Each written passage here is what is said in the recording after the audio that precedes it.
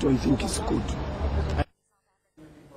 Very interesting reactions from South Africans. What is your reaction on the South Africans that have been talking about Trump, what they know about him? I think that's how the whole world feels about him, except for his supporters. In America's history, this has never happened before. It's unprecedented. When you find that a former Republican governor, John Huntsman, actually said, no, Mike Pence should now become the main candidate. And if you ask anyone about Trump, no one has a positive impression of Trump. And some of the mistakes that Trump makes are self-inflicted. Everything that people are accusing him, just now what we saw, it's because of Trump, no one else. Couldn't we say that that is part of most probably his plot?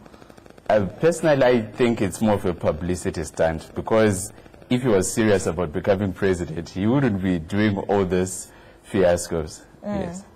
And now, what do you make of some of Trump's campaign rallies so far?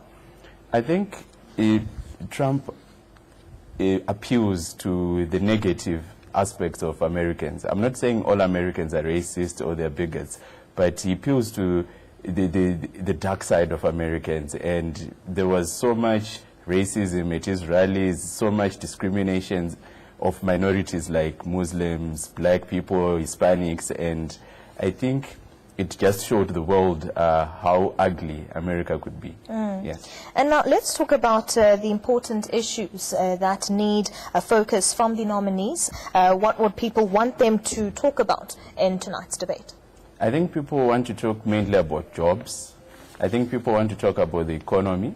And I think to some extent people want to know the next president's foreign policy. Because as much as Trump wants to be an isolationist, America still requires on trade. It still depends on trade a lot. So I think the main issues are going to be jobs, the economy, and the foreign policy of the next president. Yes. And now let's look at the different backgrounds that the candidates come from in terms of profession. Okay.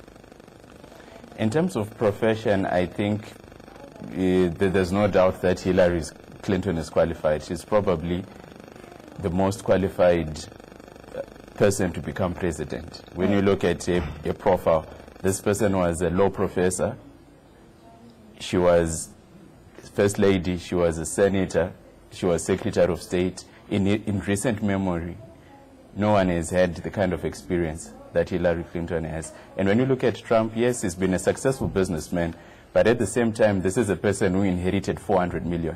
And if you're going to put that money in an index, it would mean he actually lost, not gained money. So I think as a businessman, he does have a good profile, but this is a person who also got bankrupt 4 times.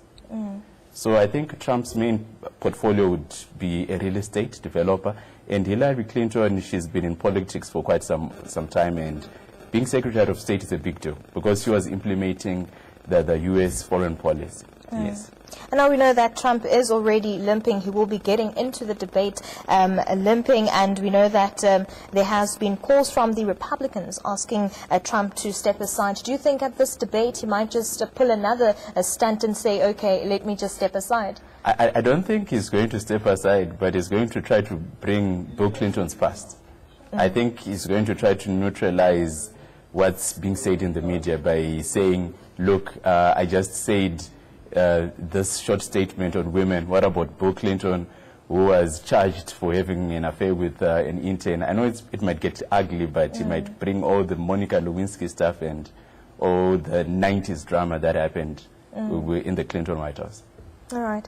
And now around 90% of African-American voters support